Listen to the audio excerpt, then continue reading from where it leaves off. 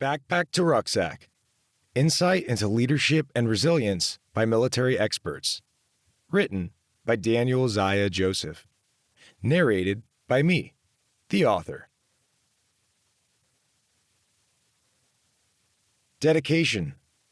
To every veteran and military mentor in this book, thank you. Acknowledgements. Sitting at a table drinking whiskey with a combat veteran, I was describing my anxiety response to sparring on the mats in jiu-jitsu. My heart rate increases, vision narrows, and body becomes rigid. Chest constriction.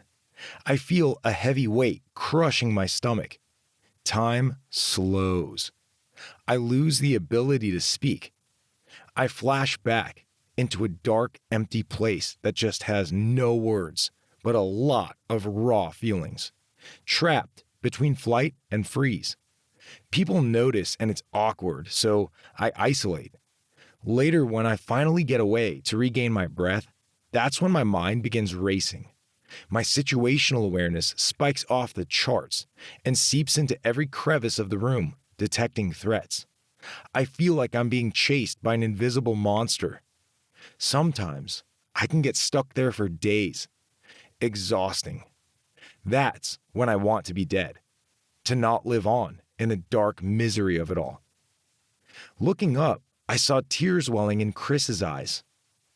You just described everything I feel about combat in Iraq. Damn. Long pause. We understood each other. We both did our best not to cry. So there it is. Soldiers like him are my why. Chris and the soldiers I know who grapple with suicide are why I wrote this book.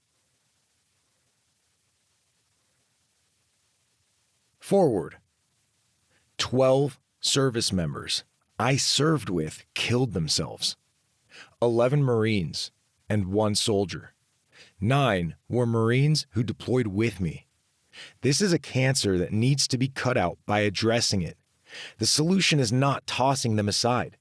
Some commands have done that before due to an arrogant or lazy nature driven by fear of a tarnished image from political weakness. Personally, as a leader, I do not wish to be led by anyone who is arrogant or who is not invested in my successfully protecting those to my left and right against all enemies, physical or mental. Repeated failures in leadership cause some of the finest men and women in the world to suffer in silence. Leaders are not perfect humans. Whether in the military or civil service, they are everyday men and women desiring to lead others through life and death scenarios, affecting lives and world outcomes on a deep level. Leaders must be willing to define every piece of themselves and question themselves from the perspective of a scientific, spiritual process that will drive perfection. This book is not meant to be a perfect answer to leadership problems and failure, but a tool for enhancing perspective and a hell of a piece to consider. Our nation's success increases when you enable those serving with you to harness their absolute max capability. This book is full of lessons learned from multiple perspectives. It also involves prestigious warriors who accomplished far more than me. They stand on what I would call the highest mountain, the base of which all should strive to achieve. My modus operandi is that to place the mission first, you must, with the utmost of your ability, place your troops above yourself and your mission. You heard right. Slow down, leaders, before you lose your minds. Company-grade leaders and lower-ranked subordinates both hold the keys to influence those above them and impact training for the better. There is a point to this that the leading community has forgotten.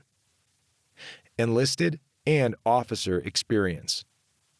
I spent 9 years with the United States Marines as a 6312 avionics, comm, nav, weapons, and an 0331 machine gunner section leader, as well as 6 years in the Army National Guard, with 4 of those as a commissioned officer, 12 Alpha, as a combat engineer for a BEB.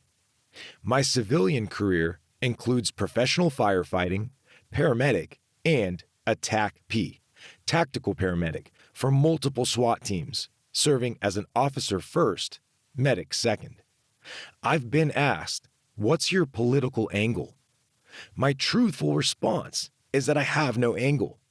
My goal is simple: defend those who cannot defend themselves, uphold the laws as they are, keep evil from expanding, and be present, medically and mentally, for those said to be having the worst day of their life. What combat taught me about leadership. Combat deployments taught me that leaders are not those who boast about themselves or yell, "Follow me," in the heat of combat. They don't always have identifying rank. Some are subordinates, junior within the ranks. In my case, a private first class E3 was one of the best leaders I have met to date. This is important. Leaders must identify individuals in our organizations who can drive mission success, enhancing our abilities by utilizing their own. The combat environment also taught me how to completely rely on men and women I hardly knew. Some of them mentally sharp, others not so much, but when it came time to get to work, they were complete animals. If we as leaders will humble ourselves, we can relate to these patriots on a personal level. I'm not saying put yourself in a position of fraternization. In war, personal relationships are vital for crushing the enemy. Some of my own leaders demonstrated this before I started leading. We would have walked through hell with them without question. I want hard warriors around, not soft soldiers. Part of this is being able to turn a switch on and off for the appropriate environment. We need tools to fight mentally. A good military leader is firm and fair, but a great leader invests every opportunity to sharpen the minds and hearts of those he is appointed to lead. This is not a game of do it because I said. Give the why. Provide subordinates with what they need to be absolutely violent and successful. And do not forget to address the elephant in the room: mental health. Not only for those follow-on tasks, but also for times of isolation or when reintegrating into society. Before the next war, I would demand that we strengthen our bodies and our minds to both be resilient. Warriors that never waver, hungry to decisively prepare themselves mentally, physically, and emotionally to decimate anyone or anything of this natural earth that dares to infringe our flag. Many leaders have forgotten what it means to be a vicious killer for their country while having restraint where necessary. In war or common life, having an emotional connection to the killer mindset for the defense of someone else or yourself does not make one weak. Rather, it makes one more effective in decision-making and more violent when that decision is made, whether hasty or deliberate. Once again, I want smart warriors that are well-trained, have their own minds, able to aggressively and meticulously carry out my intent, with or without me present. Having just a soldier mentality will leave us with higher casualty rates, unstable mental health, and reckless mistakes. This happens when subordinates are unable to think for themselves and are told to only follow orders, even unlawful ones. To past, present, and future leaders. Dan asked if he could put a bit about me in his book. At first, I wondered what made me a good fit. I trusted him to write a small piece of my story to add to the dynamic of what he was trying to convey. At the time I'm writing this, I've known him for several years. From time to time, we have deep discussions from a place of bettering our minds and gaining perspective. We discuss leadership principles, educational versus reality, and dynamics of basic human psychology regarding both subordinates and leaders. The point of our conversations is to understand what is required to gain mission success, given the diverse backgrounds of the warriors serving with us as leaders. Mistakes are part of the journey. Dan has many times discussed with me his failures, wayward past, and how he used to be. My response is, It does not matter what you have done. I know who you are today, and who you are today is why I trust you and call you a brother. He is a believer like me and has the heart of a warrior. He is trustworthy and forthcoming, loves his troops, and would do anything under the sun to make them successful in any environment. By telling his story, he might lift the weight off of someone else like him within the ranks, helping them realize that it is not the past that defines a warrior, but rather what they have become and what they are willing to do. My desire is for all of you to read this book in its entirety with a humble perspective to be a better leader, current or future, and the intent to increase the effectiveness of your capabilities. Austin, firefighter paramedic, TAC P, SWAT, Sheriff Deputy, United States Marine Corps 6312-0331, prior enlisted, 12 Alpha, United States Army Commissioned Officer. Preface. Each chapter, excluding Chapter 1, begins with terms and definitions related to leadership psychology and are built into 4 sections. Section 1. Introduction to the topic. Particular growth opportunity involving wisdom shared by my military friend. Section 2. A good military leader.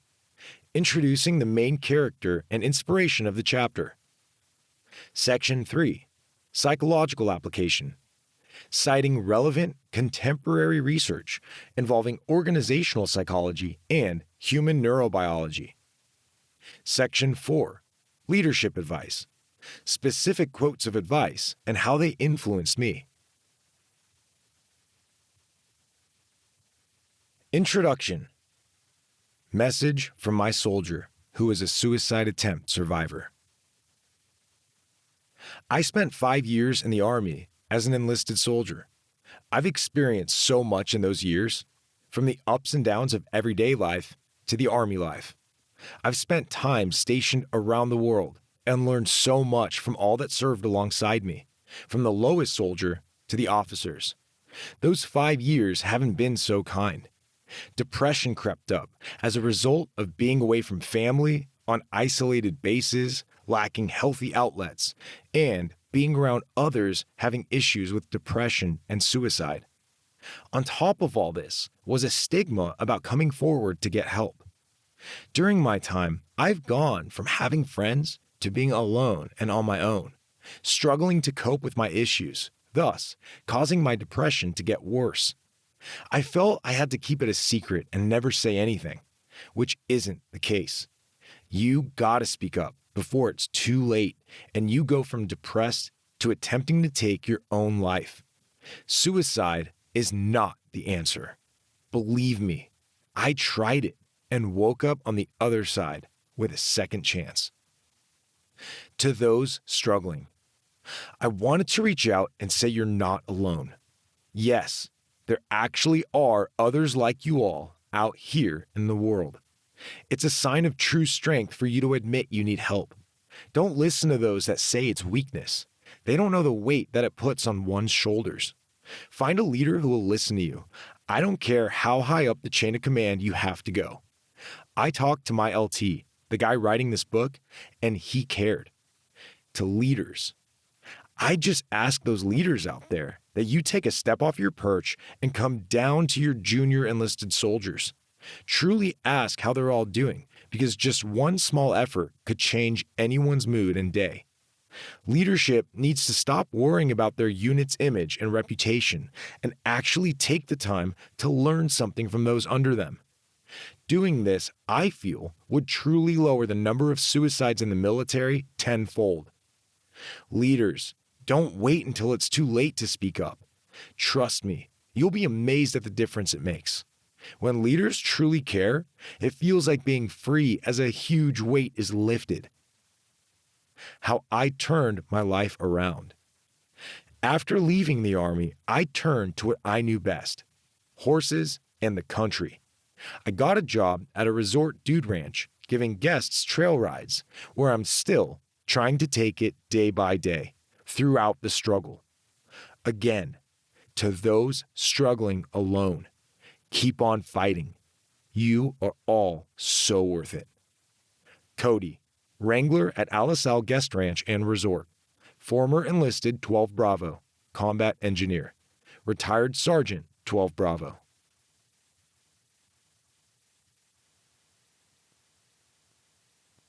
Chapter 1. Military and Me. His object should be to gain the love of his men by treating them with every possible kindness and humanity, inquiring into their complaints, and when well-founded, seeing them redressed. Baron von Steuben, 1794, volunteered to help George Washington found the Continental Army. Let me be the first to admit I actively wrestle with the astounding complexity of leadership. It's unpredictable. People are messy. Constellations of variables exist. I wish every leadership decision came with a clear right or wrong response, just like an academic test, so I could know exactly what to do next time. Nope. Rarely is there a perfect answer when it comes to managing human beings and all the emotions we bring to the table. All I can say is that the clearer a leader's mind is, the better decisions they will make.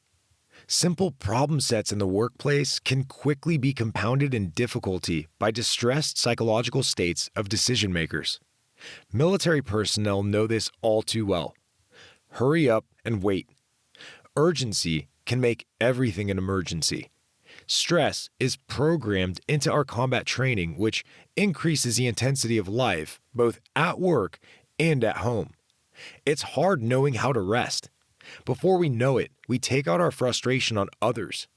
We must learn how to counteract prolonged stress states with science-based psychological tools and mental resilience. Self-regulation prevents self-medication. This is arguably more important than knowing how to fire a rifle. Post 9/11, more veterans died by suicide than in combat, by about 4 to 1. We owe it to them to deepen our awareness. My goal with this book is to be a guide in navigating through psychological principles related to leadership. Having never been deployed to a combat zone, I hesitate to claim the role of military leadership subject matter expert. Instead, I see myself as an observer who listens and takes notes. Working alongside service members having multiple combat tours deepened my perspective. A few gave me permission to share their stories, which I'm humbled by. Brutality of war seems impossible to convey in words. Many times, when my friends and mentors spoke up about their past deployments, I found my jaw hanging. They shared things I could never imagine telling others, and it burns me to think how hellish this makes their inner world. Even without deploying overseas, the amount of chaos we must manage is incredible. War throws gas on that fire. Leaders in the military must take into consideration the unspoken weight carried by so many of our peers and subordinates because of the battles they have experienced. I'm forever impacted by this. For anyone in the military, it's important to have a healthy mind, ready to absorb constant shock, just like the suspension of a vehicle built to take on rough terrain. This isn't just for us.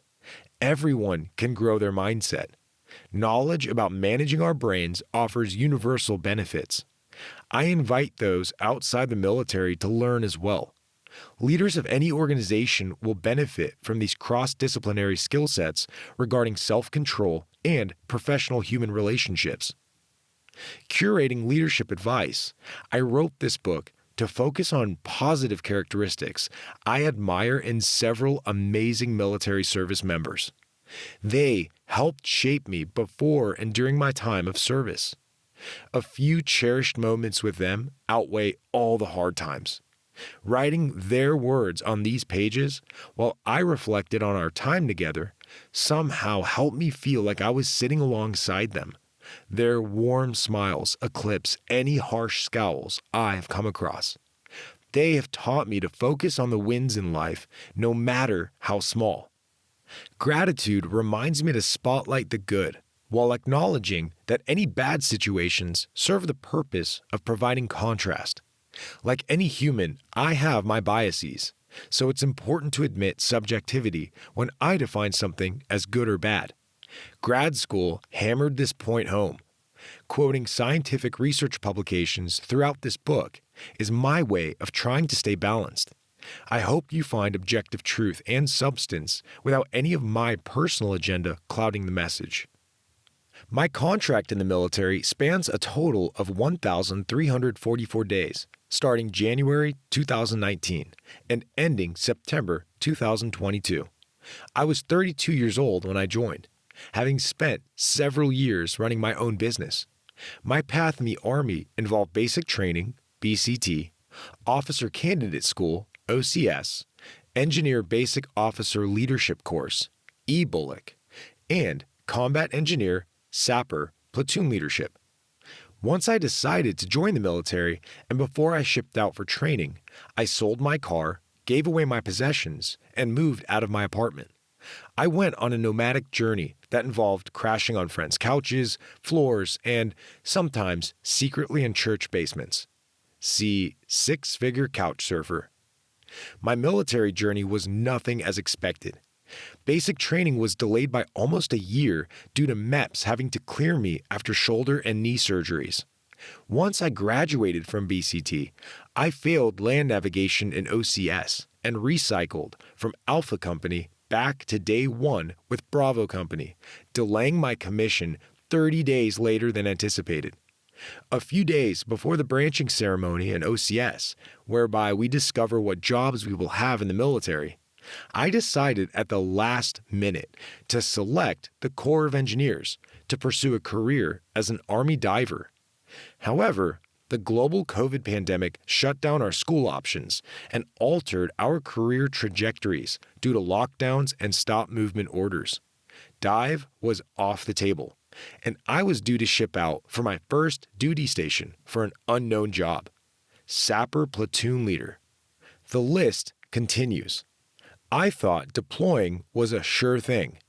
I joined the military to leave my home state of California and see the world abroad.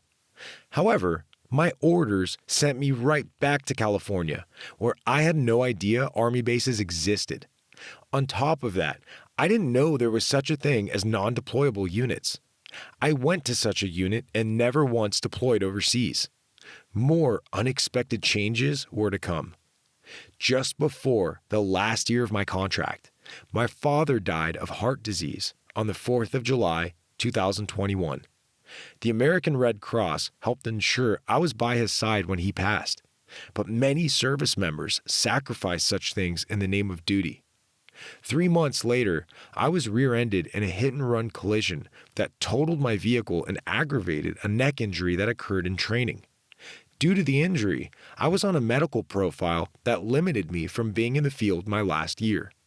None of this was part of the plan, but I needed to accept reality and move forward. Mindset was everything. Expect flux. Uncertainty and change were constant during my time in the military.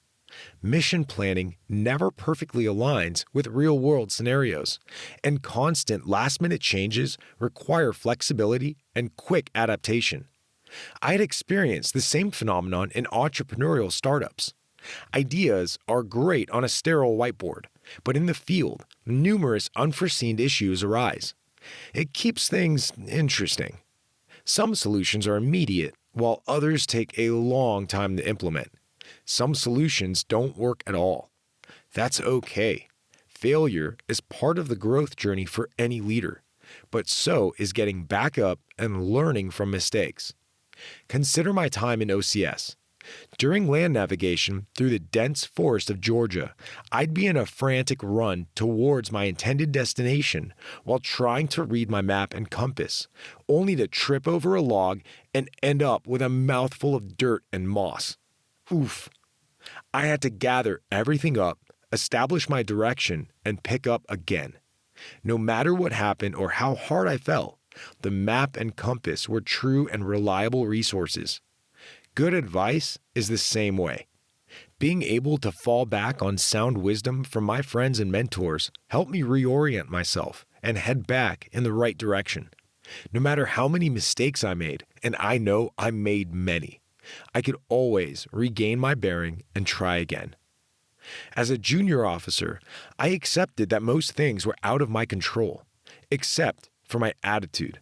I could always work on that. New officers require mentoring and training to understand how their specific military unit functions. It takes time. Initially, my positional authority was low. Many people and scenarios I wanted to change were beyond my level of influence. There was no point in fighting reality. I mastered the art of keeping my mouth shut unless I could affect change. Carry on. Whenever else possible, I took ownership of any variable I could control, no matter how small. It's the little things. Enabling myself to optimize these few areas in my life gave me newfound confidence and a sense of discipline. My leadership style, finances, physical fitness, and education all incrementally improved. Every step counted. Resilience, creativity, and self-efficacy absolutely took off as I sought constant improvement. Though I must admit the pain and discomfort of Army life rocked my world, the toughest parts of the military brought about the most growth. Looking back now, I needed all the good and bad to evolve. I especially needed the right people around me to provide encouragement and support. Relationships helped pull me through the hard times. I couldn't do it alone. The biggest truth the military taught me is that the most valuable asset of any organization is its people. Organizations and policies are inherently lifeless. Without anyone willing to follow, a leader walks alone. We don't often discuss compassion, empathy, and love in the military, but that is exactly what it takes to keep from falling apart. I've seen strong people crash into a wall, mentally and emotionally, because they lacked sincere connection. I almost lost several colleagues to this personally, and it's for them I write this book. How can I say that I want to help veterans struggling with PTS, depression, or suicide if I don't apply this to leadership on the active duty side? Shared struggles are powerful motivators. Hardships can galvanize the military community. Shared suffering bonded us beyond what I anticipated. Several of these relationships I made will certainly last a lifetime. Military brothers and sisters helped me keep hope through difficult times. I leaned on them for advice, encouragement, and connection when far from home. Whenever I felt alone or stuck, I called on them for heartfelt guidance. Many encouraged me to write this book because of how deeply my experiences resonate with theirs. I'm grateful for their love and support. This book is as much their story as it is mine. Thank you to every service member in this book. You are all encouraging examples to me and to countless others, I pray. As I write these words, I happily reflect on just how much you shaped my life. Many deficits in my character and mindset were filled because you lived out lives of discipline, adventure, and assertion. Thanks for being my first battle buddies. Most of all, on behalf of my father from Kirkuk and my mother from Habania, as well as my entire family, thank you to all who fought for freedom in Iraq during the global war on terror. As the child of Iraqi immigrants seeking refuge from violence and oppression, I feel I owe you a debt. All I can think to do is try and strengthen our armed forces by encouraging holistic leadership through book writing. I hope to do more. Freedom here in the USA is worlds away from what my parents told me they experienced growing up. You helped pay that price. We are forever grateful to call America our home, where we are afforded liberties we otherwise would not have. This truly is the greatest nation in the world. Now remember to fight the war within. Life before the military. I lived in San Diego, California, on the sunny harbor overlooking the downtown skyline next door to my favorite cafe. With a nice Mediterranean climate, the ocean breeze brought in the smell of salt water through the bright, open windows. Sunshine flooded my living room, along with the sounds of birds singing. Sailboats decorated the cool blue harbor, and palm trees swayed in relaxation.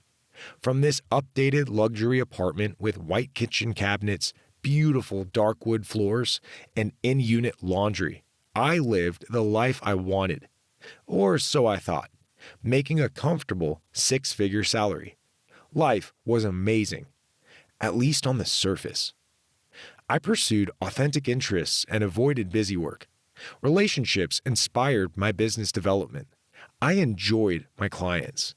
I didn't aim to please any authority figure, and my life was fully in my control. There was no rush to meet deadlines, so I could conduct my business with courtesy. Money was just a byproduct of my passion. My income was generated around remote freelance work. My industry of choice was the intersection of the genetic research industry and software engineering. They call this industry bioinformatics. Software coders create machine learning algorithms edging towards AI to predictively identify and cure disease. I loved these scientists. They were introverts like me and made me feel accepted as a fellow nerd. We were supportive of each other. We hated the idea of selling out to investors to be considered valuable. Passion for science drove us. One company I worked with had the power to tell a barely pregnant woman all the diseases the child carried that would manifest decades down the road in adulthood. These companies have the potential to use gene editing tools based on both software and biological molecules to snip out bad genes and replace them with optimal genes. Imagine manufacturing human embryos genetically screened for disease and selected for optimal performance. For now, the law is that scientists cannot edit a human and have a woman give birth to the altered code. The modified embryo must be incinerated within 14 days of creation. Despite this law, there is at least one known case in which two genetically modified humans were born. The human arms race is just beginning. While these clients of mine sought to change the trajectory of humanity, I wanted to find successful companies to work with. Work for me was cerebrally stimulating, rewarding, and fun. During my work days, I had plenty of time for jiu-jitsu, where I could hang with world-famous black belts. Even though I was around them daily, I could barely mitigate butterflies in my stomach whenever I crossed paths with these legends. Every training session was epic. On a deeply personal note about jiu-jitsu, it reconnected me with my body. I noticed my breath, muscle tension, and anxiety. After years of dissociation, I felt present again. Scary things started coming back up. Something from the past felt stuck, frozen in time. Coaches unknowingly guided me towards having to face this inner darkness. Many of my mentors on the mat were in the military, and I trusted them. My heart was pounding out of my chest, and I wanted to run away. I'd go home with thoughts of being inadequate, a failure, and unwanted. Dark feelings set in. Thoughts in my head told me to stop trying to learn how to fight. Instead, I kept coming back to the mats. Later in this book, I'll mention my struggle with self-medication through excessive alcohol consumption, parties, and social distractions, including friends who made poor life decisions involving illicit drug use. There was a powerful reason I sought escapism. At a young age, I experienced repeated physical abuse, and after that, sexual assault. Shame crushed me. Physical abuse during childhood trained me to not defend myself. It offlined my motor response to fighting off a threat. Easy target. This made me vulnerable for abuses I experienced later in life. These experiences put my brain in overdrive. I suppressed it all as deeply as possible. I didn't want to face it. I couldn't. This took its toll on my body and mind. Anxiety was always high, so I needed to find ways to override the signal. The noise was the only way I knew how. I sought as much chaos as possible to drown my pain. Unfortunately, My newfound medicine now slowly began to poison me. After years of battling hangovers and waking up to horrible life decisions, I began to make my way back to faith and spirituality. Reading hundreds of self-help books, I became obsessed with psychology.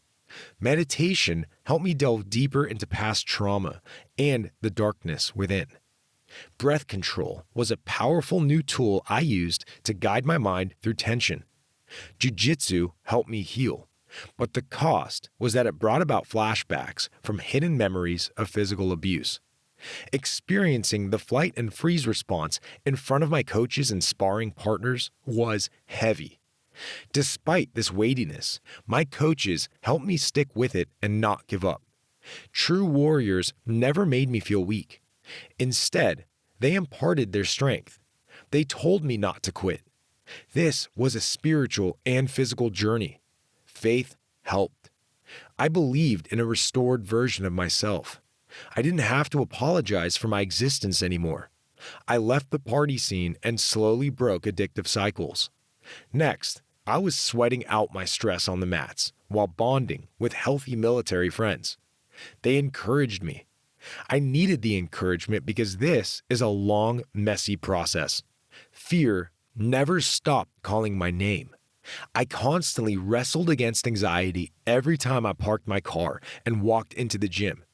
Getting beat up on the mats made me feel like a victim again. It tore me up. Memories echoed. However, as scared as I was of facing my weakness, there was nowhere else to go. Past memories get heavy.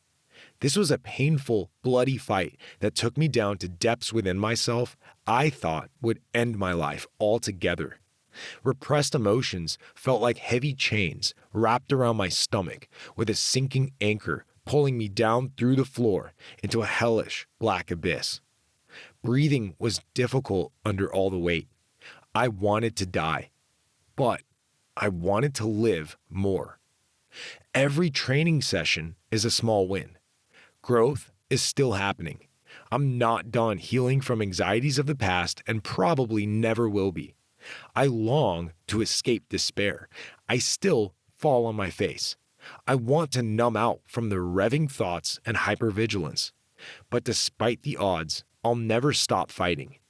Even when I get laid out, I know to always get back up. After all, I didn't die in that low place. Coaches, mentors, and friends supported me. After surviving this dark chapter of facing my past wounds, I learned there was more life experience I wanted. This time, I wanted to be present for it. I sought a new purpose beyond myself. Time for a new foundation. Which path to take was the question. My why. So why leave all the good stuff in life for the Army at 32? Well, I asked myself this question a lot over the past 1,000 days. One day before I joined, while invoicing my 6 figures from the beach, I got a call from a military friend who wanted to catch up.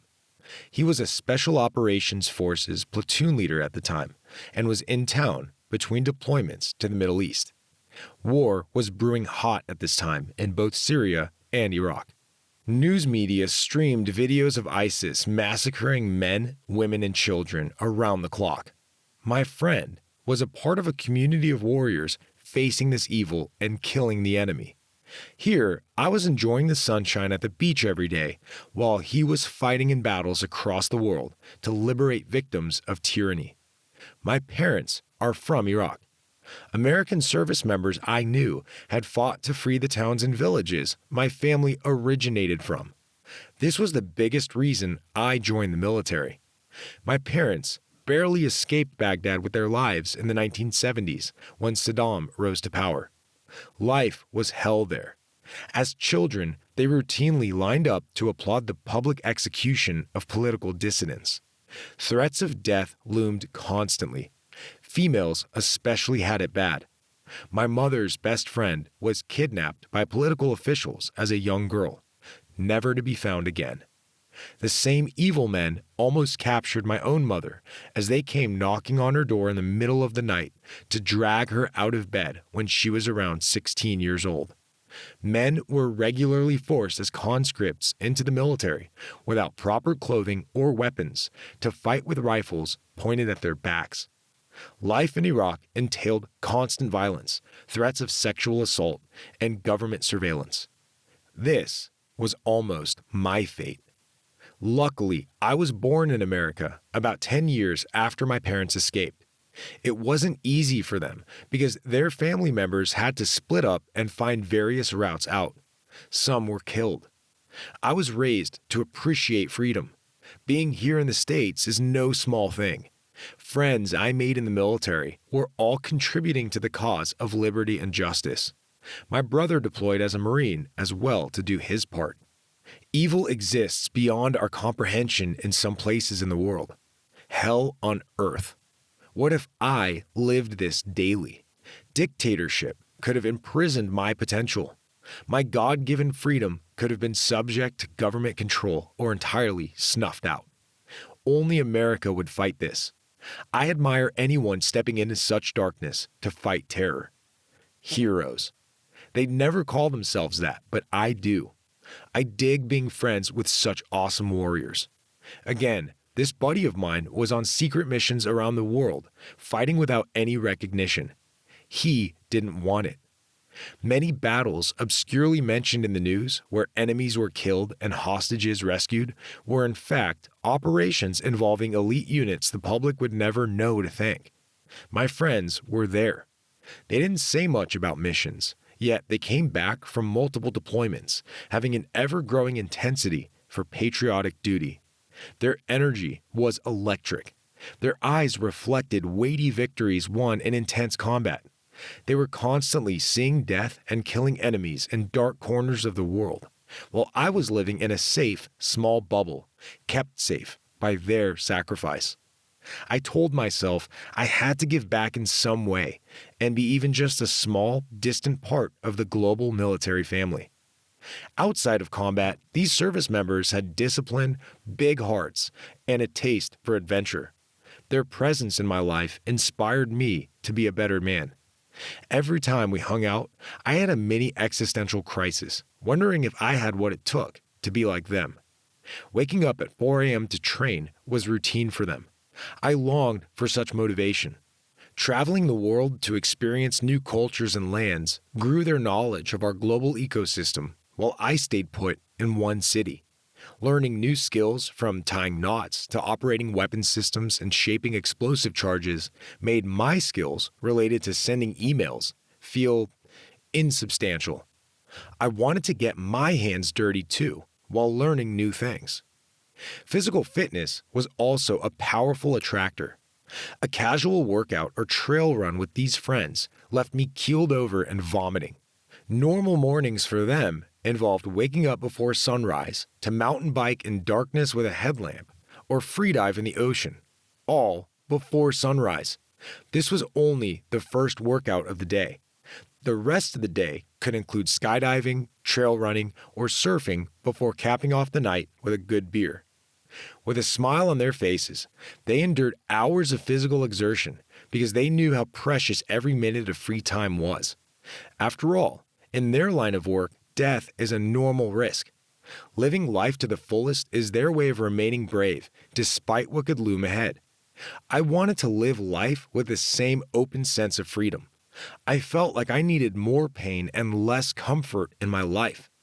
I needed to stop seeking leisurely exercise and develop a powerful, new version of myself, built on a significant mindset shift.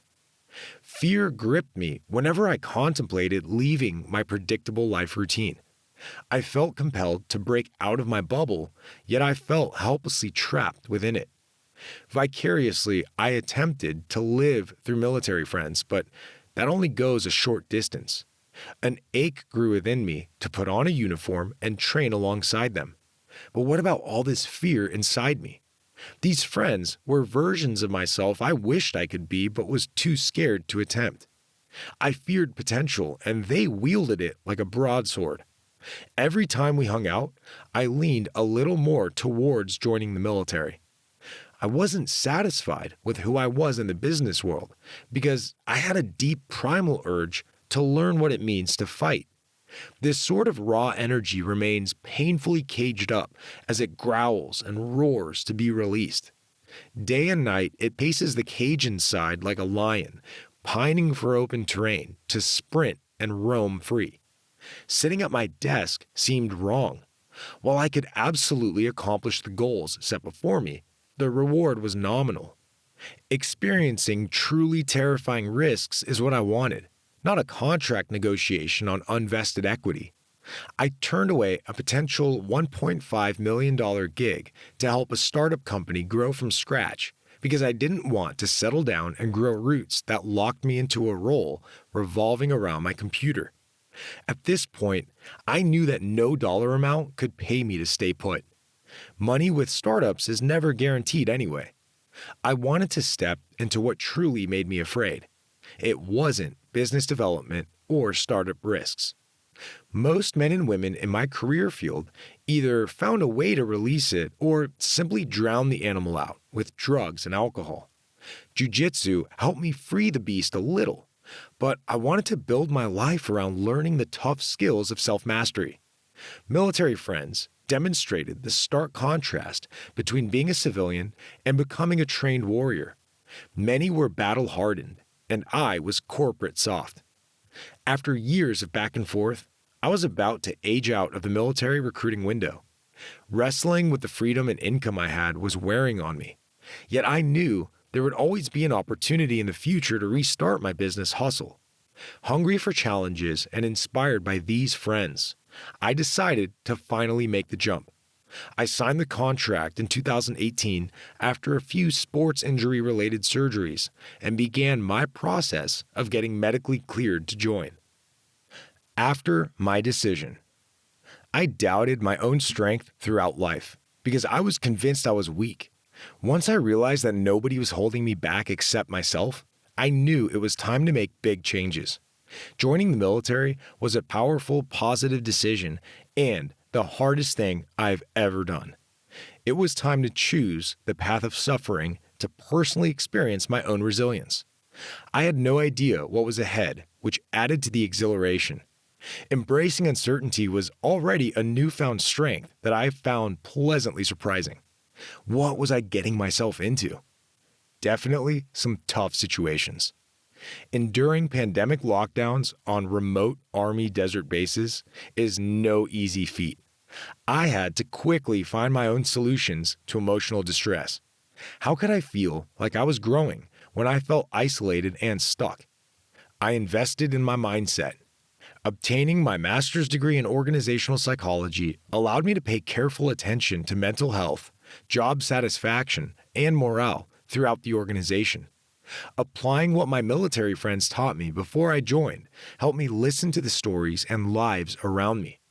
I learned that people are the most important part of an organization, though many leaders overlook this as they focus on policies and systems. Often, I caught myself regretting that I hadn't joined earlier in life, but I remembered to stop comparing myself to others.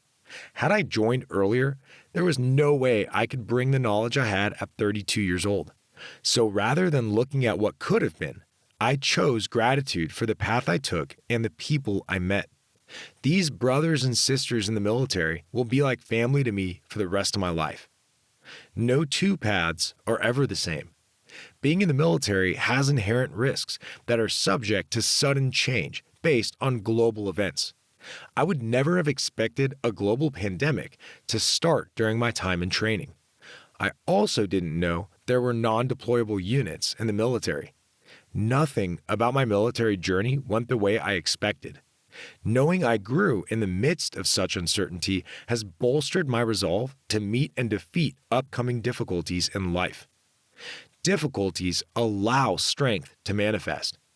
Darkness serves to demonstrate the impact of having even a little light. Pain seasons the tasteful joys of pleasure. The littlest things mean the most. Suffering alongside others creates a bond unlike any other. All of this comes with a cost. Freedom, autonomy, and comfort are jettisoned once that contract is signed. But great things lie ahead. It's a challenge most understandably don't take. The regret of not having done it would personally bother me for the rest of my life. My heart told me to join, and I was scared the whole time. Looking back now, I see more growth than I felt during the journey. Writing this book was my way of processing the past several years. I appreciate anyone who takes the time to read what spills from my heart. For anyone struggling to decide, I hope this helps. Lieutenant Dan Z. Joseph.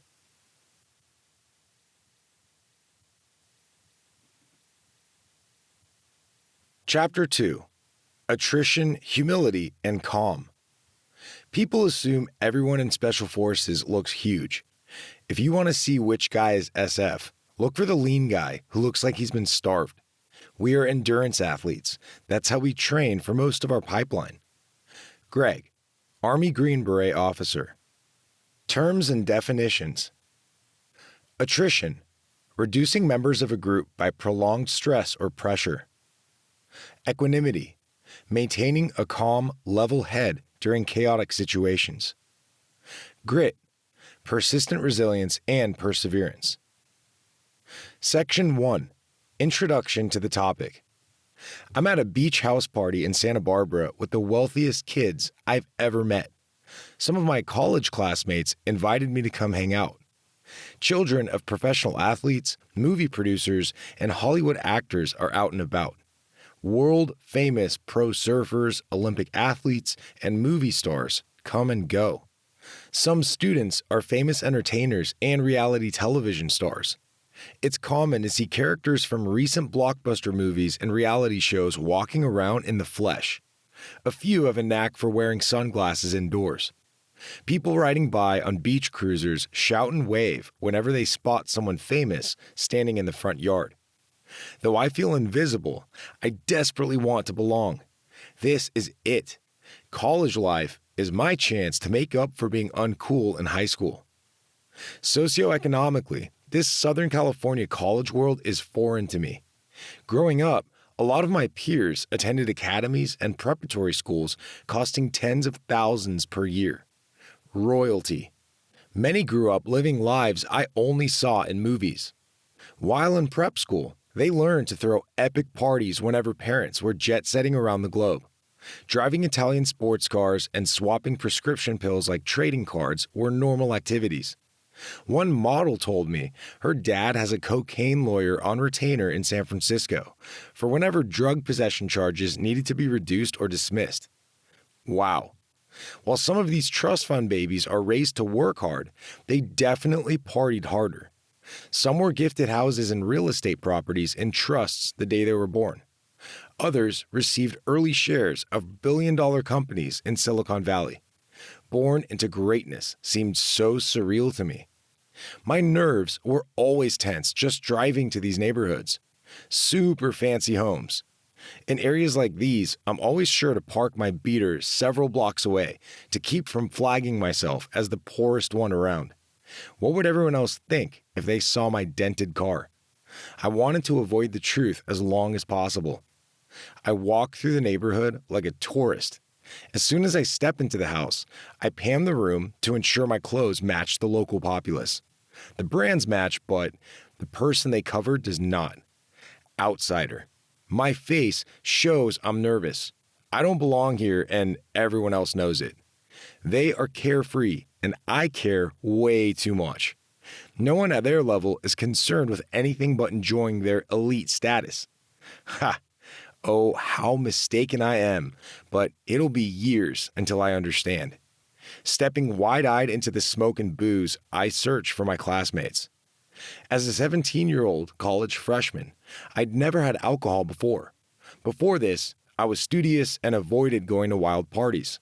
Growing up straight-laced kept me out of trouble. Playing alone was my thing. Consequently, I also missed out on having the usual adventures. Wanting to explore my potential while feeling directionless led me down some bad paths. My academics suffer. I was introduced to a world of chaotic pleasure. No rules exist in this space except to have fun. It's restless. Hedonism comes with constant noise and commotion, which I don't care for, but what I want is to fit in with an exclusive group. I'm seeking validation and it'll cost me pieces of my soul, plus my money. Unlike everyone else at these parties, I'm always broke. Going out adds thousands in credit card debt. I spent $100 on one shirt, plus $280 on pants, so I could try to blend in. A friend told me that once I put on jeans like his, I'd never wear ordinary denim again. He was right. I never knew the fabric could be this stretchy. He encouraged me to spend money to look the part. Maxing out credit lines was a regular occurrence. Necessary. Name brand polos and designer jeans served as camouflage at this time in my life. I'm scared of being different, but no matter what I do, it's obvious I am. My awkwardness and interest rates keep compounding. Party conversations are strange social exercises. Lots of peacocking. Teenagers around me talk about stock investments, real estate purchases, and family ties to politicians. Many discuss running family businesses, while others describe working with actors, directors, music executives, and various celebrities. Name dropping establishes relevance. Commanding the room with loud conversations is a way to compete for audience approval. Attention is currency. Family pedigree establishes dominance in the social hierarchy. With every new guest arriving, more drinks are poured, the music volume increases, and chaos takes over life. The longer it keeps taking me to find anyone I know, the more I stand alone, sweating. How do I talk to anyone here? I'm nobody. What do I possibly have to brag about? Pressure builds in my chest and my heart rate spikes. I put my hand on someone's shoulder to try and swim through the crowd. They turn around and, seeing I'm a stranger, look down at me with disgust. Panic. I'm caught under a deep wave of social anxiety. My heart races and I can feel my chest thumping. Time for a drink. Where's the keg? I'm way out of my league here. I need to get wasted. I stayed wasted for years until I realized my identity was empty. Even my friends couldn't fill the ravenous void. My life was based on the judgment of others, and the irony was that many of them were lost too. In the next few years, there would be DUIs, overdoses, breakups, divorces, and jail time for many of them. I was alongside them, running from a powerful, deeply isolating existential question. Who am I? I could never find the answer without leaving everything I knew behind. Social reset. 10 years later in life, I met friends of a whole new type who were extraordinarily elite in a very special way. A class of rare warriors. Success wasn't handed to them. It was earned by their own personal suffering and deep sacrifice. Section 2. A good military leader. On Thanksgiving 2017, I was invited to a friend's house for food with his family. I rode my bicycle 40 miles that day and arrived sweaty, exhausted, and hungry. Wearing a large, heavy day pack while pedaling uphill made the trip even more of a fun challenge. My butt ached. Hopping off my bike, I shook out my legs and tried waking up tingling body parts that had lost blood flow. Waddling sorely to the door, I barely knocked before it swung open. I was quickly introduced to several relatives and family friends who were all smiles. Guests there included a Navy pilot, an EOD tech, and a quiet guy from the Army named Greg. To my surprise, he wasn't a civilian. He was the first Green Beret officer I had ever met. He had an unassuming manner of conducting himself, given his everyman vibe. Physically, he was wiry. His build was optimal for sustained periods of endurance that required great stamina. He was calm, friendly, and approachable. We hit it off immediately. I enjoyed his sharp wit. Greg and I stayed in the kitchen drinking beer when everyone went to sleep that night. We discussed military leadership and global affairs. He tested my knowledge. Up to this point in life, I'd only met one other soldier before. All my military friends were in the Navy or Marines. We didn't have many Army bases around. Greg immediately made me rethink my previous assumptions about his branch. I thought soldiers would be robotic and show no personality compared to beach-dwelling sailors and Marines. I couldn't have been more wrong. He demonstrated how soldiers could be gregarious, educated self-starters, motivated to lead with emotional intelligence. His perception was keen. He possessed a powerful ability to read people and accurately assess them, whether friend or foe. His military training made him a well-rounded warrior. I admired several of his personality traits, especially his drive. Overcoming tough challenges made his resolve unshakable because he had suffered through training, and now fear had no hold on him. He learned how to stay objective and control emotion. His level head allowed him to downplay the dramatic intensity others used to seem intimidating. Pain didn't scare him. The way he cut down to the reality of a situation made him a reliable source of guidance. Overall, I appreciated the calm nature with which he approached life issues. He excelled in the Army as a result. His take on the difficulties others complain about gave a reasonable, friendly perspective on what it means to pursue greatness. Tough times build strength. Motivation brings success. Work ethic and integrity were key elements of his steady approach. He dropped wisdom on me. Greg fully understood the games people play to elevate themselves. He had seen guys try to look better than others and spotlight themselves, especially when working towards special forces. Those dudes failed out. Their willingness to step on others didn't stop him from relying on personal convictions to do the right thing. He ignored the noise around him and zeroed in on the goals he wanted to achieve. We spoke candidly about the psychological component of competition inside and outside the military. He quickly noticed my high energy drive for embracing uncertainty and told me to consider joining the Army. I'd never contemplated it before. I was humbled to be encouraged to join by a proven warrior like him. I knew to not take his invitation lightly. My wheels turned. Eventually, when I finally signed a contract with the Army, he had everything to do with that choice. During our conversations, I found that Greg preferred pursuing specific paths in life that others feared. He found comfort in the distillation process that occurs when people quit and drop out of a race. It's cleansing. Selection processes using hardship to wean away the weak create a close-knit clan that shares a common perspective. Suffering helps uncover strength. It holds, whether applied to civilian life as an individual facing great challenges or military training pipelines. Grit is discovered only by the fire of trial.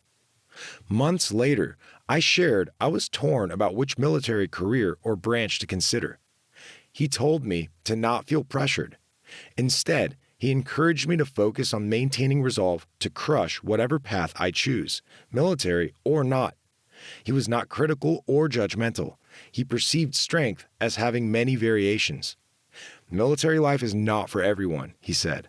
Some seek to prove themselves through entrepreneurial ventures, while others seek it in the military. In either case, whether I continued running my business or signed a military contract, he let me know I could always find a way to support troops. The way he removed pressure from joining the military only made me burn with a deeper desire to don the uniform. When he asked me what I thought about special forces, I told him I was way too much of a geek to ever fit in with that crowd. He smiled and told me that I was wrong. He said every teammate he worked with was geeky in at least one area of life. They could be into electronics, comics, books, fitness, or anything else, but they were absolutely nerds regarding one specific thing. Most people would never expect that. He talked about the incredible level of intelligence almost every team guy possesses, and how the movies commonly get them wrong. Team guys don't walk around with bulging muscles, especially the ones recently coming out of training pipelines. They are lean and trained to cover long distances with little food or rest. He spoke about how many outsiders make assumptions that are usually incorrect because they read about one or two things online. I admired his ability to laser through all the nonsense most people swear by. I was shocked to see how similar he was to the SEALs and MARSOC operators I know. Very chill. Once again, Here was a team guy with a good heart and a solid head on his shoulders. He gives the military a very good name. We kept in touch, and he guided me in preparing for my role as a future platoon leader in the Army. Section 3. Psychological Application. Attrition is a powerful tool when it comes to shaping the strength of a military department or program. It highlights mental toughness. Greg acknowledged that this process enticed him to pursue exclusive military communities. The biggest eliminating factor by far is psychological weakness, even more than physical demands. The fear of pain alone is enough to make people quit. One research project conducted by the United States Marine Corps on 3,438 recon trainees found that individuals who decide to quit most commonly cited mental stress. Less commonly cited reasons were physical. Barrett et al., 2021. Handling such stress requires a mindset that can see the big picture while breaking down the overwhelming challenges into small, manageable pieces. Steadfast mindset is key to sustaining difficult training. Soldiers in Army SFAS, Special Forces Assessment and Selection, fail when they mentally dissociate or detach during stressful circumstances, causing them to lose the ability to stay present in the situation. Morgan et al., 2008. Being present hurts. Dissociation is a psychological defense mechanism that helps someone disconnect from their body to avoid feeling overwhelming pain. This is especially relevant when someone feels overwhelmed by a situation with no anticipated end in sight. Minimizing emotional overwhelm by remaining calm during military training is important. It's common for successful service members to focus on making it one meal at a time until they graduate. Greg passed Special Forces selection because of the calmness and humility he exudes. I later found how impactful these qualities are to military success when I came across like-minded soldiers. It's comforting.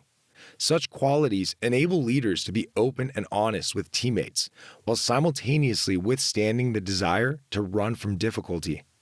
Leaders like Greg keep stress levels manageable for everyone else and provide guidance towards solutions. Military training has a way of breaking the ego. Pride gets bruised.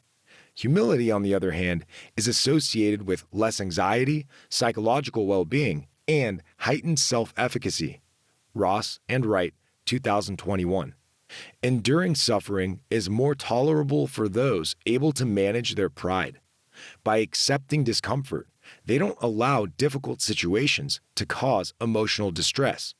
They know their limits and understand what they can handle. Humble leaders can process discomfort with openness, thereby allowing increased resilience. Humility helps minimize denial and illusions evoked by pride. Kesseber, 2014. Leaders with this quality are willing to face uncomfortable realities because they don't try to resist pain out of fear. They can relinquish any personal agenda to accept reality. Humility also benefits leaders who are willing to keep an open mind. Flexibility is key. In the military, change is abrupt. Battle plans, for instance, can completely change once execution begins. Whether equipment malfunctions, supply lines break, or the enemy alters their expected trajectory, no plan can ever be perfect.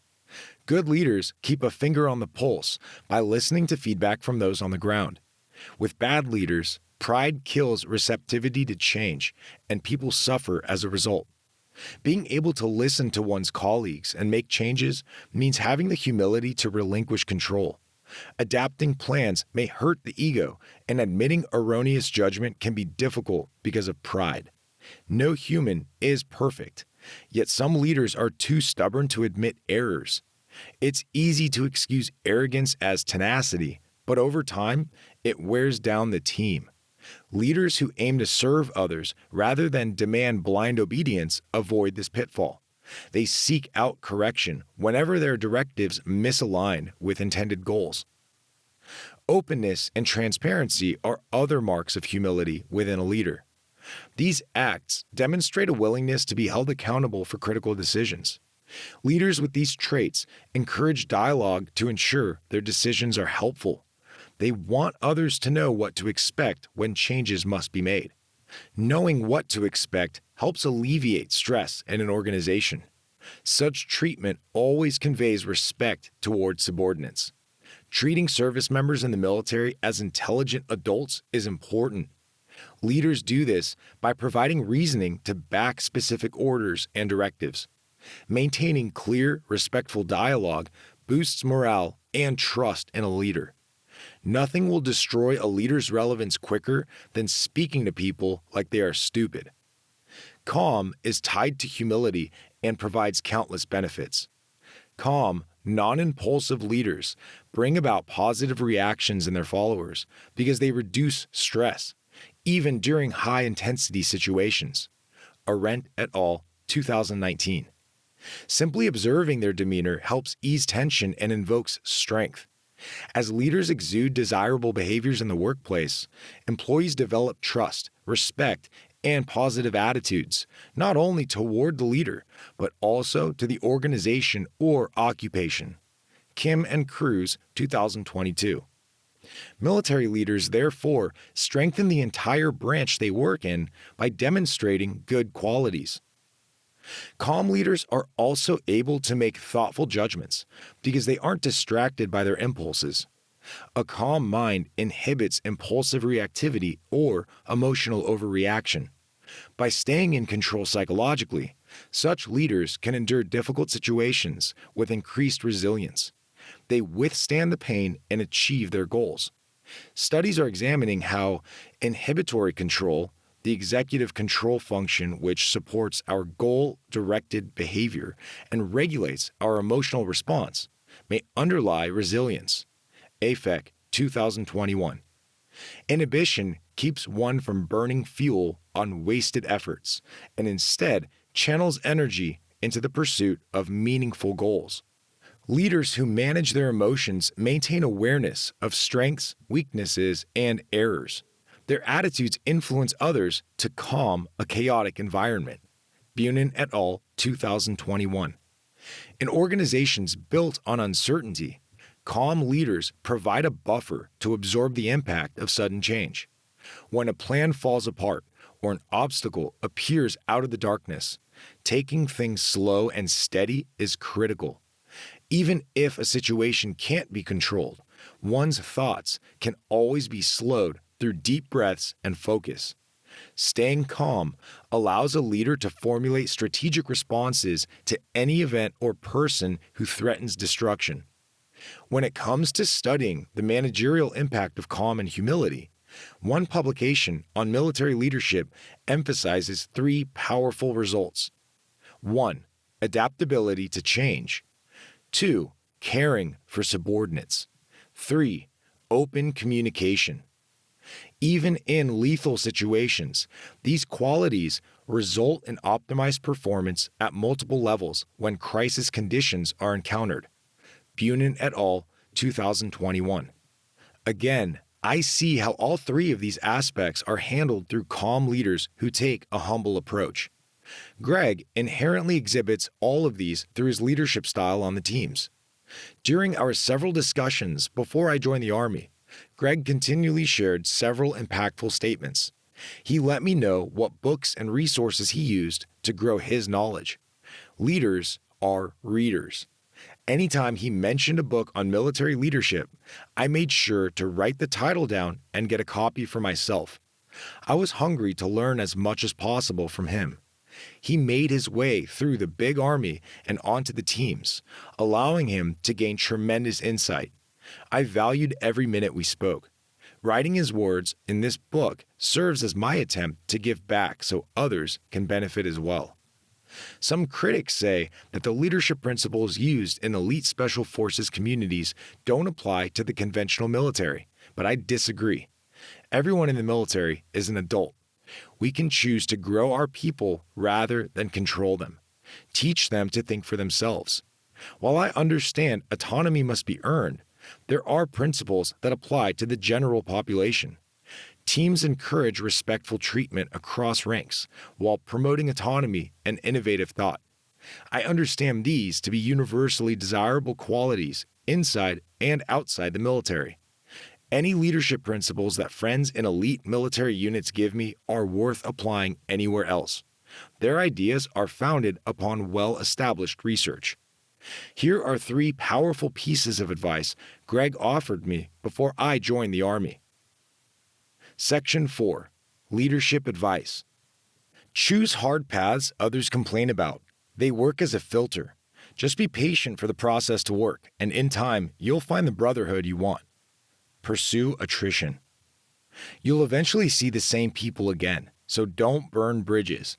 Even if someone is a bad person and they try to start trouble, be the bigger person by showing them respect.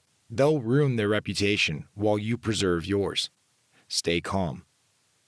Keep your mouth shut and never tell people how great you are at anything. Simply show them through your work ethic. Before you know it, you'll find yourself rubbing elbows alongside like-minded brothers. Stay humble and focus on putting out as hard as you can. Success will come eventually. Be humble. From the minute I shipped out for BCT at Fort Jackson, these truths were powerful tools for me to keep in mind. They guided me whenever I navigated egos and personality conflicts. As a result, I was able to focus attention on the good people around me and block out the bad. There was plenty of distracting negativity to go around, but my mind didn't have to wander. I never needed to engage in frivolous arguments or prove any point. Silence was finally okay. Growth. Advice from Greg works inside and outside the military. Thanks to him, I learned to accurately read people and assess the level of engagement I'd be willing to offer them based on what they brought to the table, positivity or negativity. Respectfully, I minimized exposure to anyone seeking to increase tension in the workplace. No unnecessary negativity or complaining. My energy was reserved for setting and achieving goals. I invested in stable friendships and became intentionally selective about who I allowed to speak into my life. If someone caused rifts and fights among peers, I knew to disengage and walk away. With less tension in my life, I could lead with a calm state of mind. In the past, I was starved for relevance, my mind in restless pursuit of validation. Now I felt compelled to work hard without self-promotion and believed it would eventually pay off. Some leaders tried egging on competitions between peers, even to the point of creating conflicts, but I saw that as detrimental to stability in the organization. Bragging about success or dominance was a waste of time and attracted the wrong people. Competing for social relevance consumes valuable energy. Instead, I sought to push myself privately and connect with like-minded friends. No time for drama. Even if someone pushed my buttons, I accepted that it was my job to control myself, not others. It paid off. One specific example occurred in OCS when we were learning what kind of leaders we would be. During a workout competition, a class peer tried to trip me, then shove me to the ground. We were running metal bleachers, and the fall would have been ugly. He was also cutting corners throughout the race. Cheater. My adrenaline spiked, and all I could think of was how disrespectful and dangerous he was. I saw red. Initially, my fear of inadequacy prompted me to retaliate. After shoulder checking him, he responded in kind, which really set me off. But I knew I had a decision to make. I paused. I wanted to smash him and force him to admit how wrong he was. I wanted to tell him I was faster than him. I wanted him to apologize. But I remembered Greg's words about staying calm and never burning bridges. Deep breath. I let him finish the race by cutting corners. Had I started a fight, it would have resulted in mass punishment from our instructors and ruined the day for all my peers. I needed to control my emotional reaction for their sake. Towards the end of the race, our instructor caught him cheating, and he was handled. It was good that I focused on controlling myself. Before joining the military, I was painfully insecure and defensive. A small slight could keep me reeling in rumination for days. Back in my party days, I was encouraged to show off to gain relevance. When someone made an abrasive remark, I learned to run my mouth. Talk was all I had. No jujitsu at that stage in life. God knows how badly I needed to be choked out and pummeled on the mats, but that comes later. Knowing I couldn't physically back up my tough act, I kept a loud bark. I was scared. Remaining quiet felt like a liability. But in the military, things changed. My phase of desiring social relevance ended. Squabbling felt nauseatingly childish, and I expected people around me to act like adults. So I avoided fights, negativity, and gossip as much as possible, especially because the military is a small community. Remaining stoic, I eventually understood, helped to preserve mental energy and thus my sanity. Leaders who let emotions control them created terribly exhausting work environments. As students during initial entry training, we were able to put emotional control into practice. Stressful exercises during military training can set a lot of people off. For example, those who can't handle the pressure physically tense up or verbally snap at others. They lose self-control, cheat, or attack peers, sometimes resulting in their dismissal. When a peer lost emotional control, it was a red flag, signaling they lacked the ability to lead. Seeing them removed from the class was a relief, because it meant people would not have to suffer under the leadership of someone who could not control their emotions. That's attrition at work. Attrition is a reduction in the number of trainees who graduate from a training program. It's a distillation process. Instructors apply pressure to see who breaks. When someone blatantly commits a serious infraction that gets them kicked out of a military program, we call that self-selecting out. They chose to remove themselves. Most times, they will never admit to wanting out of the program, instead claiming it was an honest mistake. However, when considering consistent behavior patterns, it's clear they never wanted to be there. Self-sabotage occurs. It's common to lose several students per graduating class. Attrition did indeed work its magic as Greg predicted whenever the wrong people left and the right ones remained. On many occasions, it boiled down to pride. I wanted to be the leader I wanted to have. Managing my own pride took work. Military life bruised my ego countless times as I attempted to minimize my emotional reactivity to tough people and situations. When under pressure from sleep deprivation, hunger, or exposure to weather, I needed to control my words and behaviors. Remaining calm, assertive, and respectful is no easy task in these conditions. Triple-digit temperatures in a hot, barren desert don't make tactical battle planning and execution easier. Tempers run high. When someone makes a disparaging or condescending comment, I want to react, whether they're a leader, peer, or subordinate. However, contemplating destructive fallout makes me carefully reconsider. Do I want the fight to drag on? Do I want to engage with that person if they lack good judgment? What is the best use of my energy? How may I respond without exacerbating the issue? One of the toughest situations in any working environment is having a colleague who brings bitterness and resentment to work and means to hurt others.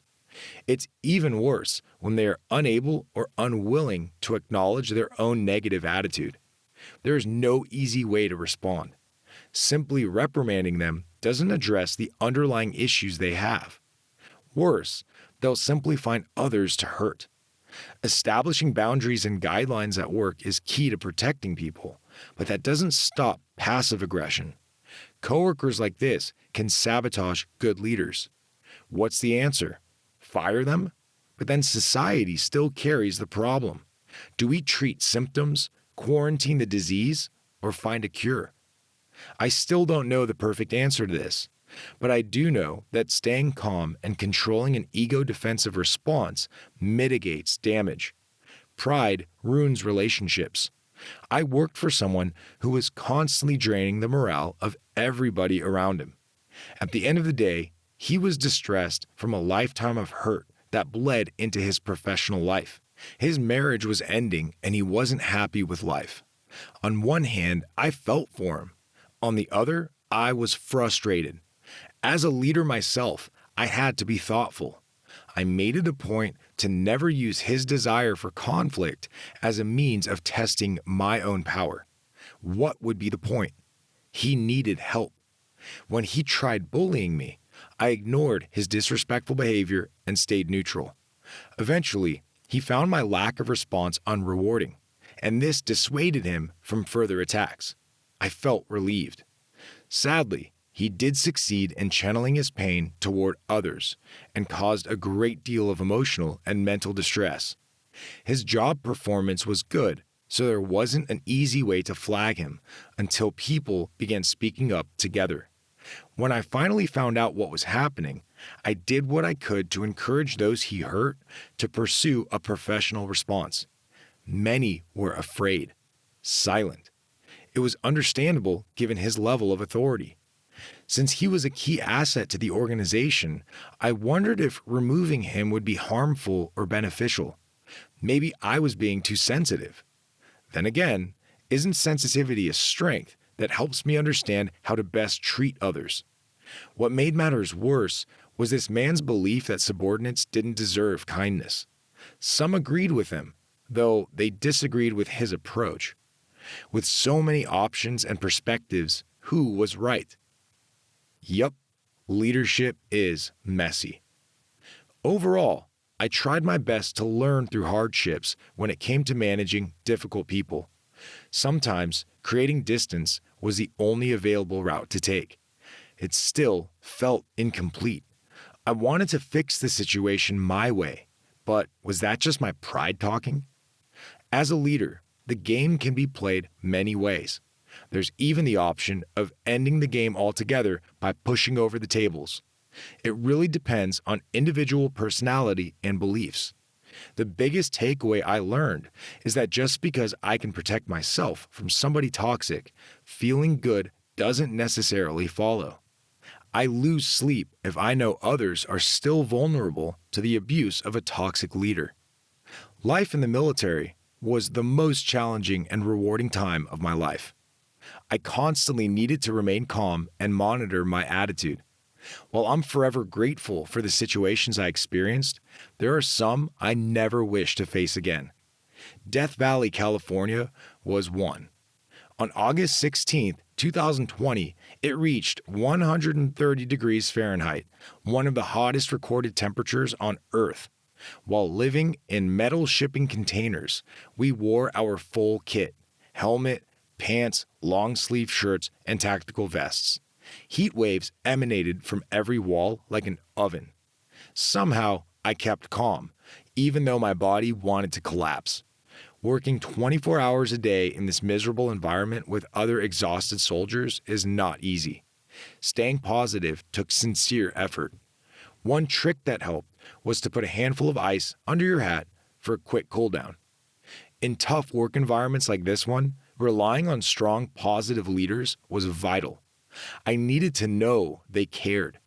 Because of them, despite the difficulties of the austere desert, we accomplished the mission while supporting one another. Thanks to the Army, I can now handle myself in challenging situations better than ever. I learned more about my capabilities, limits, and ego. I know how to make a difficult judgment call and manage complex situations that seem to have no clear end in sight. When chaos increases, I slow my mind, read the problem, keep my mouth closed, and formulate an approach. Calm keeps me in the fight longer and helps me contribute my best to the organization. I used to fear complicated, intense situations. Now, because of the military, I enjoy working through the puzzle before me and the ego within me. A powerful way to grow. I couldn't have done it without the guidance and advice from amazing friends throughout the suck. Thanks, Greg. Chapter 3. Hype and Stereotypes. I'm a glorified button pusher flying expensive equipment. Todd, United States Marine Corps F-18 fighter pilot. Terms and definitions. Objectivity. Having a clear perspective on a situation based on unbiased, accurate information. Self-awareness. understanding one's own abilities, limitations, and desires. Self-serving bias, holding to specific ideas strictly out of a need to reinforce pre-existing or long-held beliefs. Stereotype, characteristics assumed as normal for everyone belonging to a particular group. Section 1. Introduction to the topic. Every Saturday morning, I join a meetup group at South Mission Beach to play volleyball and start the weekend off right. Many of the men in the group I played with were in the Navy. We played in teams of 6, so with over 20 of us, we had to rotate people in and out after each point. Soft, warm sand cushioned our bare feet as we played. South Mission Beach has about a dozen courts. Next to ours, some Olympic hopefuls were training 2-on-2. When our ball flew onto their court, I ran to retrieve it. I don't know the name of the female I spoke with, but I remember feeling like I was the size of one of her legs. She was super friendly and invited us to use their court once they finished. I thanked her and jumped back into my game. As we played, someone pulled up on a motorcycle and everyone abruptly stopped playing and stared toward the parking lot. The people in my group kept saying, "It's her," and "she's on her bike." As I turned my attention to the parking lot, I saw someone removing a full-face helmet to reveal a beautiful woman with light eyes and an athletic physique. A man pulled up next to her on his motorcycle, and everyone audibly sighed as if their hearts were breaking. "Who is she?" I asked. Without taking their eyes off her, they told me she was a new fighter pilot. Eventually, we got back to our game, but the conversation about her didn't stop. She was a powerful symbol of untouchable beauty and military might. The popularity of fighter pilots is based on the exclusivity of their club. Their career functions almost as a social class to which outsiders peer in with curiosity and awe. With all the tough training involved, it makes sense they stand out in the military. Commanding such fierce tactical firepower in battle is an incredible asset and symbol of American pride. For each pilot, there is an extensive support team standing behind them, receiving little attention. The spotlight falls on the face of the one in the cockpit. Immediately, it seemed this woman was a paragon of excellence because of her accomplishments as a fighter pilot. Earning wings as a jet fighter is no easy feat. Fewer than 1% of applicants make it that far, since air-to-air combat training requires physical and mental toughness. Stereotypes around this elite class of warriors are well known. They are assumed to walk around with an air of arrogance because they are the best. Sometimes this is true, and sometimes it isn't. The same thing can be said about a variety of stereotypes. Whether someone has certain tabs on their shoulders especially feeds into assumptions about them. So does their size, physical fitness, and combat experience.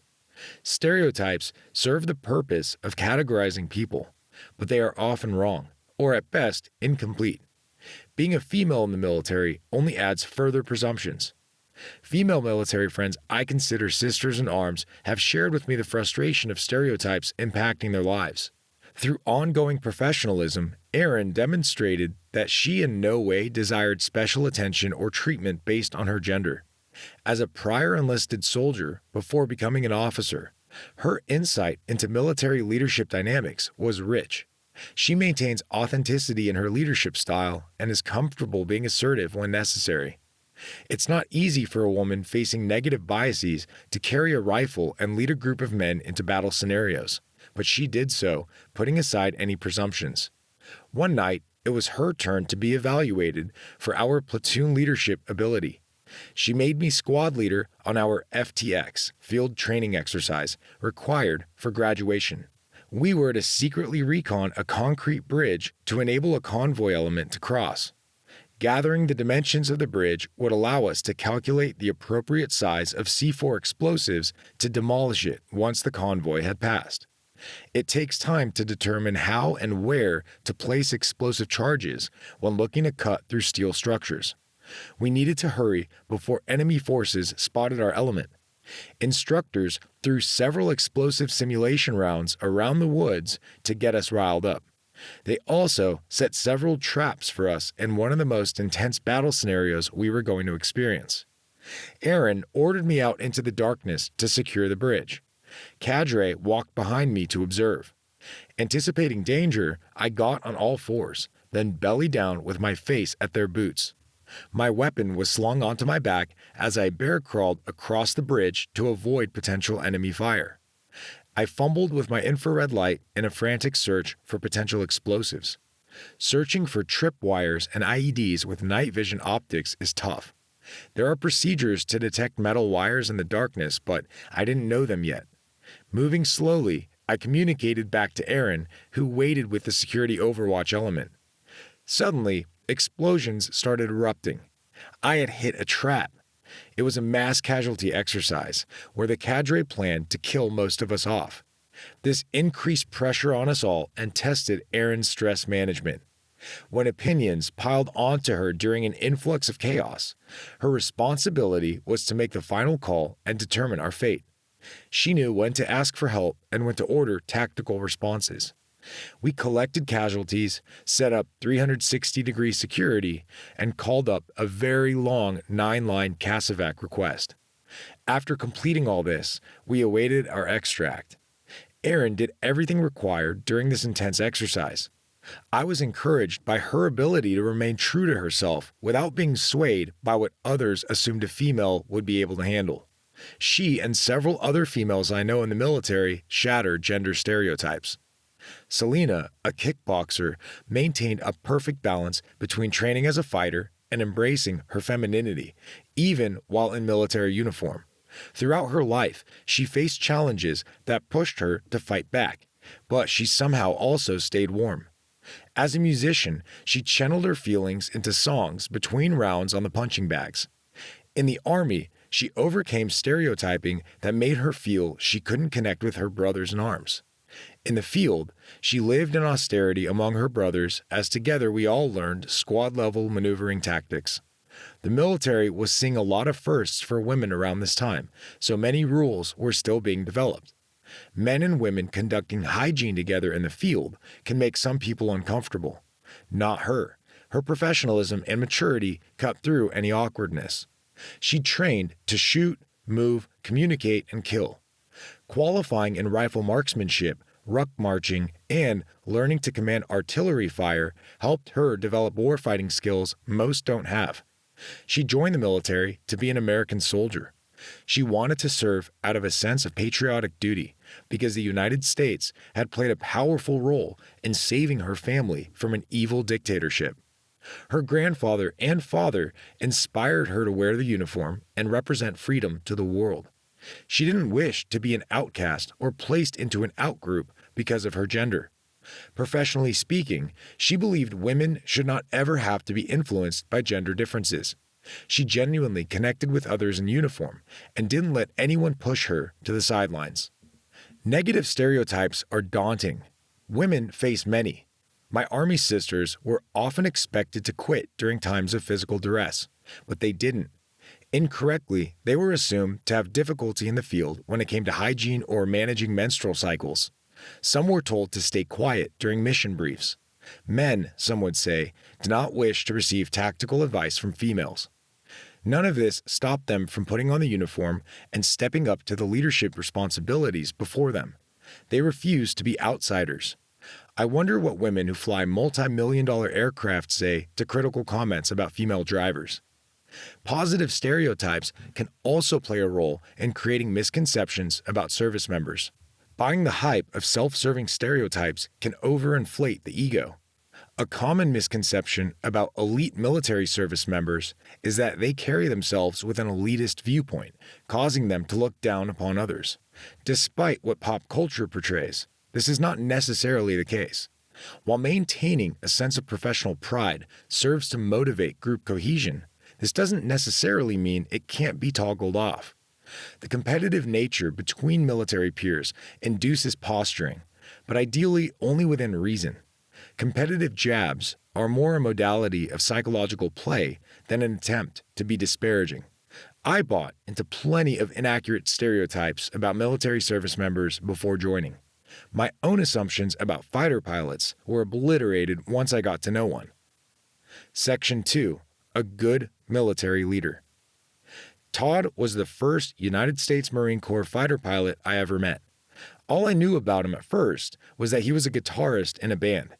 He could also drum and sing, and was generally great at anything related to music, except hip-hop dancing.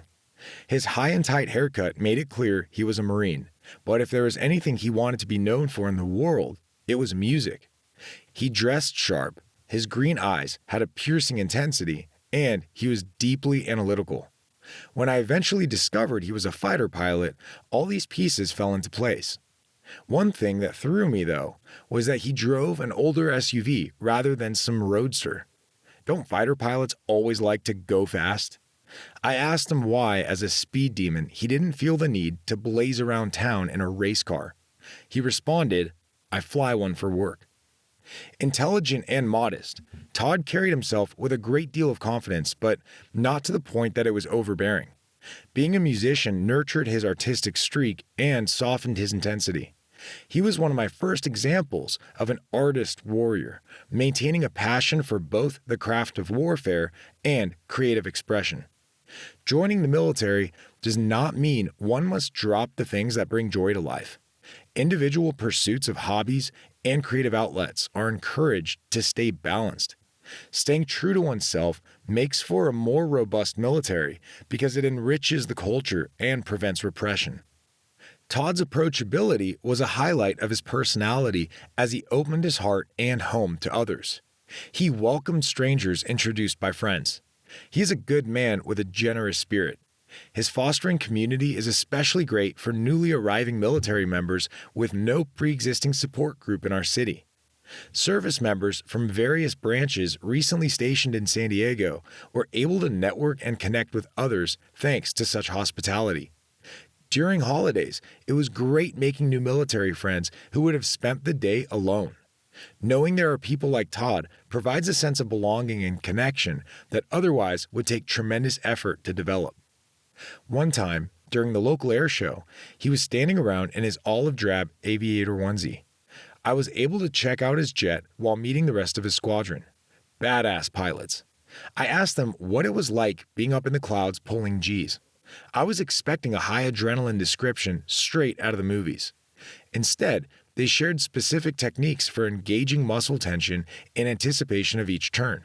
Contracting muscles in their core and legs keeps them from blacking out due to the loss of blood flow that would pool in their appendages. Before each turn, they clenched as they pulled the stick, then released and exhaled. It all sounded so routine. Basic fundamentals. This definitely wasn't what I expected to hear. They spoke about their job as if it was normal. Their humility didn't fit the stereotype. Once again, my assumptions about the military were readjusted through genuine friendship. My disillusioned thoughts about military pilots were slowly being calibrated to fit reality. It wasn't all action. They put so much work into training, studying, and managing affairs outside of flight time that can go unappreciated. Todd helped me learn about the humbler parts of life in the military that people don't see from the outside. It was a mature approach to assessing life in uniform. While these were indeed elite fighter pilots, they didn't buy into the hype everyone else believed. They remained grounded, even when their heads were literally up in the clouds. Todd modestly told me that fighter pilots like himself are fancy button pushers. I still have trouble seeing it this way, knowing how they tear through the skies in a roar. Todd continued to break stereotypes I held as truth. He further deepened my appreciation for the common shared humanity of service members by describing his personal growth through pain. He had some tough life experiences outside his career that increased his self-awareness and maturity. He openly shared about being divorced at a young age. Heartbreak cut through any facade or suit of armor he may have had. This shocked me, as I never expected to witness vulnerability in a fighter pilot or meet one so disarmingly honest. His ex-wife realized she hadn't done enough in life to discover herself and decided to do so by partying nightly at clubs and bars with newfound friends. She became caught up in the desire to have a social life that involved drinking until the early morning hours. This didn't fit well with a pilot who needed plenty of rest before returning to the skies daily. Eventually, their relationship lost its foundation. He realized there was no way to control someone else's heart, No rank or accolades can mandate someone's wholehearted, loving commitment. Even elite professional careers are not able to prevent human frailties. I thought long about my assumptions. With the dissolution of his marriage, Todd refocused on advancing his career as a pilot and pursued genuine relationships with friends of substance. Music also played a large part in his healing process. Sharing that gift with others enriched his life and circle of community. Eventually, he remarried after meeting a grounded woman with a beautiful and humble soul. They played hip-hop at the wedding and we all tried to dance. Section 3. Psychological application. Professionals in the military face many stereotypes, oversimplifying their identities. Unfortunately, many existing stereotypes discourage recruits who notice they don't align with expectations regarding personality traits or temperament. Peters et al., 2014. Oftentimes, this includes assumptions made about expressed masculinity. Tough guy acts are constructed to camouflage vulnerability and are annoyingly fabricated. Stereotyping can also harm physical health in the military, as service members feel they must portray strength by refusing medical care, thereby straining their bodies over time. Green, Shotridge et al., 2007. Professionals in high-risk careers ought to avoid masking legitimate needs just so they can satisfy the expectations of others. Long-term negative impact results in loss of motivation, diminished growth, and even suicide. Stigmas against mental health disorders caused by stereotypes create a sense of isolation that leads to an increase in suicidality. Carpiniello and Pina, 2017. Overcoming stereotypes is healthy for the mind, but it requires a strong sense of self-awareness and the ability to challenge biases. Stripping away the title, rank, and uniform allows for focusing on deeper identity traits. Naked truth. Self-serving biases overinflate our own strengths because we buy into our own image of success and avoid honestly addressing shortcomings. Carpin, 2018. Stereotypes that invoke a sense of strength are a psychological means of protecting against vulnerability. Social pressure plays a role. Perspective is lost when influenced by peer groups, so it's key to recalibrate one's personal viewpoint thoughtfully. Usually, this means being selective about who to receive feedback from. It's also important to reflect on the personal values that matter most. Mental health benefits from insight, reflection, rumination, and mindfulness. Sutton, 2016. Self-awareness is a concept in psychology describing how well we know ourselves. It's measured by how capable we are of understanding and predicting our moods and behaviors. It's key in countering stereotypes. Individuals with high levels of self-awareness can focus on pursuing meaningful goals. They are not concerned with being what someone else thinks they should be. Accurate overall self-awareness benefits the development and well-being of an individual. Lee et al., 2021. Health increases from self-awareness because we know our own needs, limits, and interests. We know how to take care of ourselves. Self-awareness also helps us face challenges without being afraid of failure or shortcomings. Shock absorption. We become stronger because we confidently believe that our strengths and weaknesses balance out. There is no need to shrink away from tough challenges to cover up weakness. Lean into it. Accepting positive and negative personal characteristics increases self-esteem and authenticity. Showers et al., 2016. No need to hide. Fear of admitting shortcomings makes people fragile and imbalanced. Avoiding failure and fearing negative feedback is more likely when someone has fragile self-esteem based on low self-awareness. Having a robust identity helps handle stress, face negative events, self-regulate emotions, maintain optimism, and avoid stereotyping. Rivera and Paredes, 2014. We even form stereotypes about ourselves. Self-stereotyping occurs when someone accepts limitations others project onto them based on a variety of potential stigmas. This deeply affects our health. A variety of stereotypes and outcomes exist. One specific example involves body weight. In the previously mentioned study, obesity increases in individuals who believe stereotypes about themselves at the expense of their self-esteem. Self-sabotage. Their behaviors begin to match what others think about them as they lack the motivation to eat healthy foods and lose weight. Ethnic racial individuals who internalize negative racial stereotypes about themselves are more likely to be obese because they believe unhealthy behaviors are congruent with their identities. Rivera and Paredes, 2014. Break the cycle. Anyone focusing on positive attributes can overcome stereotyping and maintain healthy lifestyles in line with their personal values. Self-awareness is complex and involves both conscious and unconscious thoughts about who we are in light of what other people think. Cardin et al., 2021. While it's generally healthy to be self-aware, it's especially critical for those in positions of authority. Objective leaders enhance their decision-making ability. They impact the organization by creating a culture in which reality takes precedence over any other agenda. This invokes a sense of humility which minimizes ego inflation, superiority, and arrogance. Leading from humility is a powerful way to nurture high morale in an organization. Owens et al., 2019.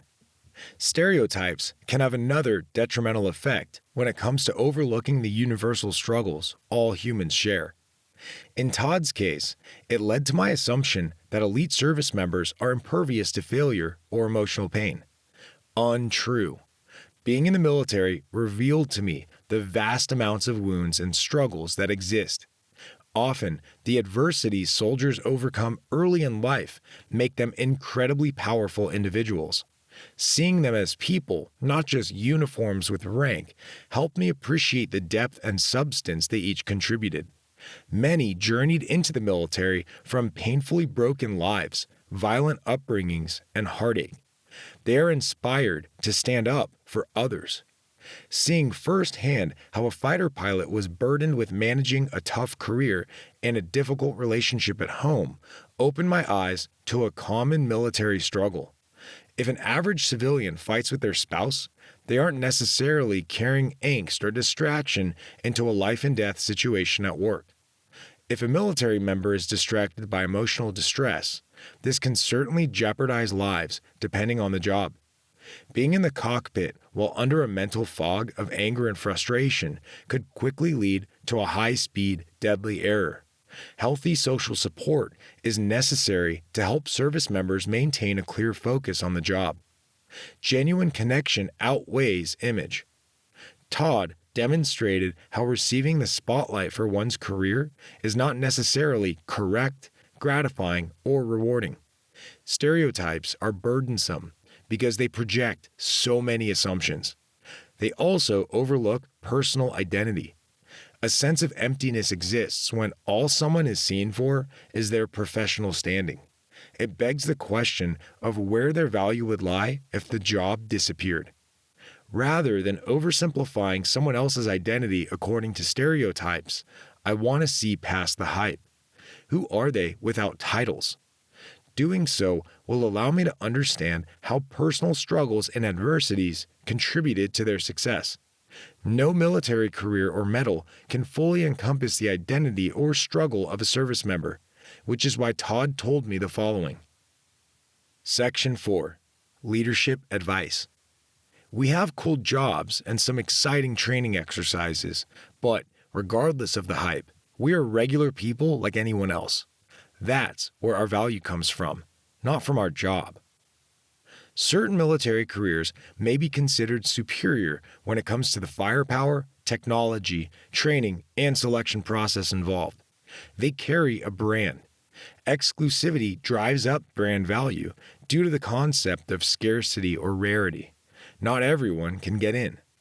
Also, having associated support roles further implies an elite status. It takes a team working in the background to keep certain jobs going. Rock stars need stagehands. Millions of dollars may go into training as well. Placing a dollar amount on resources pertaining to particular jobs does understandably create a value hierarchy. However, there's an issue when the price tag of job training begins to dictate assumed value about the individual service member. It's a disservice to others. Shallow. Combat experience can also add weight to someone's relevance in the military and comes with a slew of misconstrued assumptions about the service member. Considering how many media headlines or blockbuster movies spotlight elite military careers adds to the weight they carry in the eyes of society. This doesn't just occur on the civilian side looking in. Internally to the military, the concept of comparing patches, ribbons, and medals feeds into the hype. Competitive tendencies between colleagues cause service members to measure themselves against each other. Taking pride in one's job is an integral part of being a service member, but this can become overblown without balance. Things can go very wrong when a person's entire value is tied to their career or awards. It can be devastating when they feel that ties are severed by injury, separation, termination, retirement. What about others who opted out of accepting awards or choose not to wear the patches they earned? Several soldiers I met refused to put on the patches they successfully obtained by graduating from tough military schools. They knew they made it, and that's all that mattered. For whatever reason, they felt compelled to hide it. I also met many soldiers in the Army who went on multiple combat deployments and earned various awards, medals, and other recognition for saving lives. I've seen them stereotyped as badasses, killers, and heroes, all of which they brushed off. They're quiet. Hyping up the idea of American forces in battle is simple to do, romanticized, fetishized even. Reality is more complex than that. War was not one-dimensionally glorious to them. The good parts of combat are based on their relationships and love for one another. Paperwork wasn't a priority. The priority was making sure brothers and sisters came back from their patrols. That's what many miss, the genuine love for each other. Pulling the trigger was their duty to protect a shared military family. Many lost multiple friends and carry silent emotional scars. Several have physical scars from direct action firefights and IEDs. Asking about their experiences shouldn't be taken lightly because it's heavy for them to relive and discuss. I've seen the expression change on their face when brought back to those hellish moments. The hangover from memory recall can last days. What puts them back at ease and makes them light up is bringing them back into the present by talking about their families, children, and personal interests. It reminds them of what their sacrifices paid for. Heaven and hell for them are separated by a thin line. They hate when that's overlooked by others, but they may lack words to paint such a picture. Many avoid civilians because it feels impossible to be understood. Silence is simpler. On the other hand, war is not something they wish to constantly relive either. I noticed that while soldiers with combat experience indeed have rich wisdom to share about the military, they enjoy being seen for more. There's an interesting balance between talking about military hardship and flipping back to routine life before things get too heavy. Dark humor helps. Military life is both all-consuming and salvific. War to them is just part of the job for which they signed up, and being totally numb at funerals for their brothers tends to go unnoticed, perhaps for a lifetime. One mentor of mine who helped train me during my first few months as a platoon leader was an NCO with extensive combat experience, who I call Army Dad. War was initially exciting. Deployed to Iraq during the invasion as a young Army engineer, he worked with varieties of explosives he never knew existed before. He supported special operations units from several branches and conducted countless demolitions. Ask me in person about pistols, board shorts, and tank tops in Iraq. Insurgents were everywhere. On some occasions, he worked construction projects requiring entire nights of darting between concrete barriers to avoid incoming sniper fire. Every moment was calculated. His adrenaline stayed high for weeks on end in combat. Even decades later, his brain still relaxes at a high state of activation. As a specialist, he had been through bloody situations in war and witnessed the devastating loss of life. On one occasion, he was denied the ability to help rescue friendly forces pinned down by fire because of conflicting mission sets. Men were dying. His plan was to use his vehicle as a shield to guide them out. Various command elements were involved in figuring out the response. He listened on the radio as voices called out for help while taking enemy rounds. These same men were a couple of blocks away, bleeding out within his sight as they took fire from an enemy out of visibility. All he could do was watch as they screamed. His unit was ordered to pick up and move out of the engagement area. Not knowing their fate still haunts him to this day. On another occasion, he recalls washing blood out of Humvees and seeing the pieces of his fellow men. Good men died. Heavy losses occurred in battles he was a part of. The stench of death, gunpowder, and diesel were seared into his mind. Many times after combat, he considered ending his life, feeling unworthy. Survivor's guilt. It takes a lot out of him to bring this up. Asking him to recall war brings him to a dark place where he still hears the cries over the radio. An animalistic rage to tear his enemies into pieces to protect his brothers still burns inside. No medal will ease the pain he feels. No professional acknowledgement helps bring life back into their bodies. This man is more than just a soldier with combat experience. He's a living testament to the men he served with. Their sacrifice kept him alive. He learned to stop looking back and asking what else he could have done. Fate decided. He taught me to appreciate the raw humanity of service members underlying their uniforms. He told me about the complexity of wartime decisions and how some people break while others rise.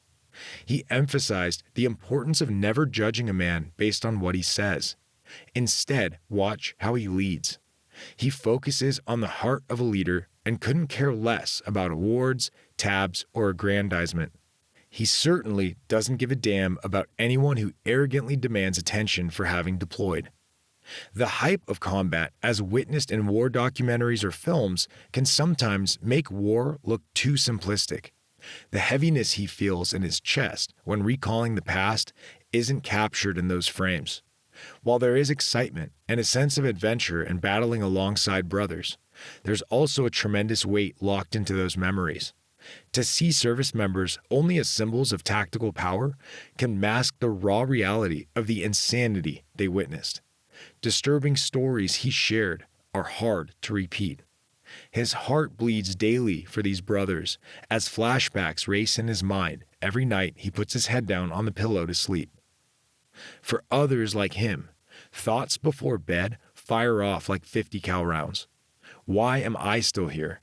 Why did I deserve to live? Why didn't those men?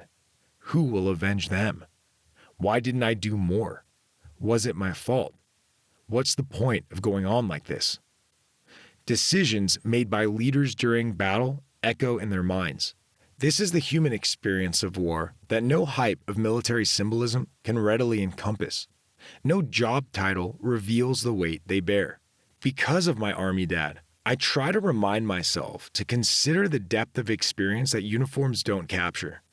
Of course, I'm human and I get caught up in admiring iconic patches, but leadership potential can't always be graded by resume highlights.